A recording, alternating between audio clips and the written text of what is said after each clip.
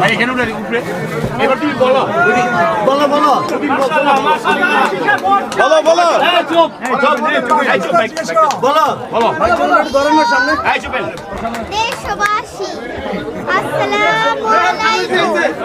আপনারা এবার সবাই ধানের শীষে ভোট দিবেন। আমি আছি, আমি থাকবো এবং আপনাদের ভালোবাসার মাঝে। আমি এই দেশ ছেড়ে কোথাও যাব না। এই দেশের মাটি, এই দেশের মানুষই আমার সবকিছু।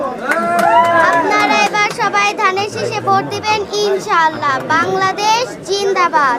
আচ্ছা বলো যে ইশাক হোসেনের পক্ষে বলো বলো এই মেরে এই চুপ থাকো এত সাহস কোথা থেকে এসেছে? দেশ কোথায়? দেশ কোথায়? গোপালগঞ্জের নামই বদলে দেবো।